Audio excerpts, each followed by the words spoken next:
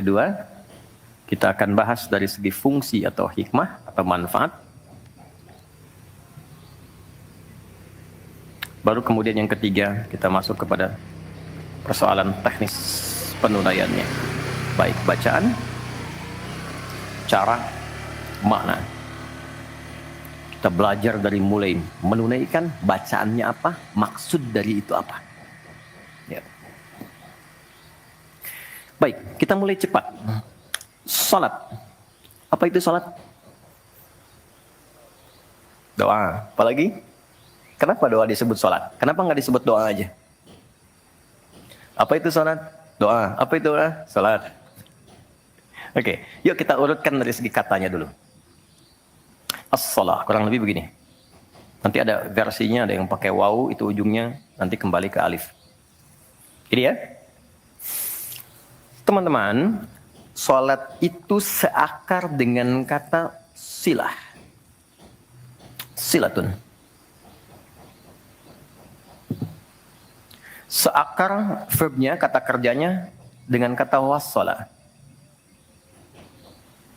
Usul. Silah dalam bahasa Arab artinya sesuatu yang terhubung kuat. Sehingga dengan erat dan kuatnya ini sulit dilepaskan. Pernah dengar silaturahmi? Ya kan? Kenapa disebut dengan silaturahmi? Karena ada hubungan perhatian kasih yang dalam, sehingga dimanapun dia masih tersambung untuk memperhatikan. Jadi silaturahmi itu bukan begini, bukan Anda kumpul, menyapa di teman yang hadir. Itu bukan silaturahim. Anda menyapa orangnya ada, wajar, orangnya masih ada. Tapi ketika Anda pulang, Anda mendoakan, dan support pada kebaikan, itulah silah namanya.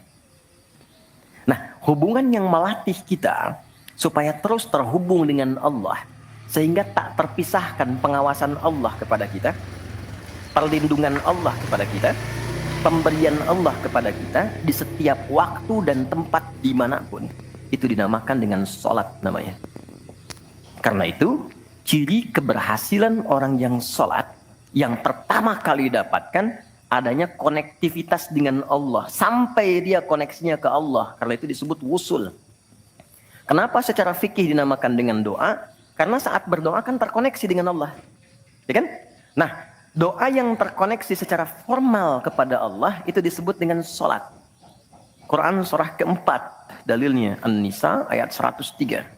Quran surah 4 ayat 103. Paling kanan agak sedikit ke atas tuh di mushaf standar. Fa'idha qadaytumus sholata. Maka jika Anda telah tuntas mengerjakan sholat, fadhkurullaha, maka cirinya dia akan cepat terkoneksi kepada Allah. Itu pengertian hikmahnya. Kalau pengertian fikihnya, habis sholat cepat zikir. Zikir itu artinya terkoneksi, nyambung.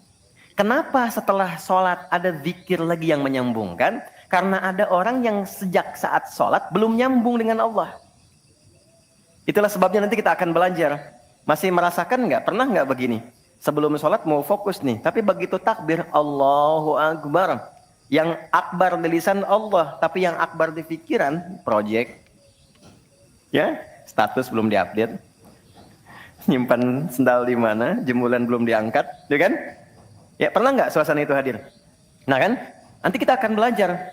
Nah, kalau akumulasi semua ingatan itu mengganggu khusyuk kita, sehingga kadar khusyuknya kecil, dan belum terkoneksi dengan Allah setelah sholat, maka coba zikir sampai nyambung.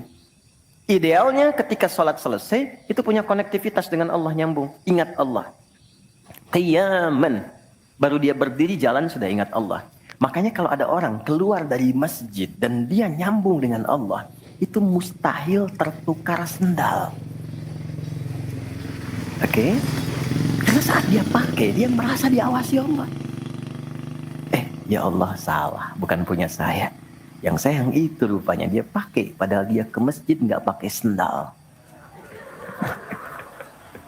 Ini memang ada yang salah dengan sholatnya. Oke, balik ke sini.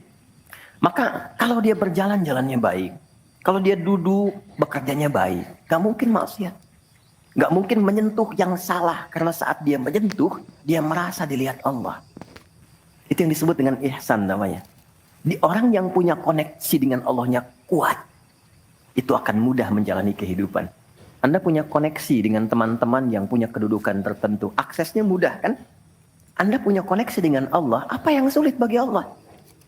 Masalah dikecilin, bukan nggak dapat masalah.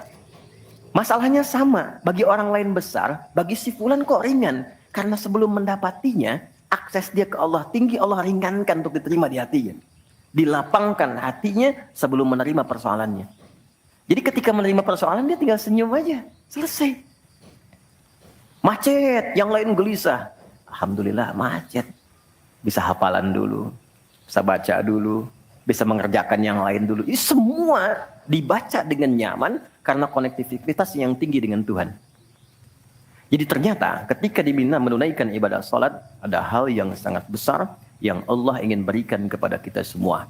Saya ingin tanya teman-teman, berapa waktu yang Allah mintakan kepada kita untuk menunaikan salat?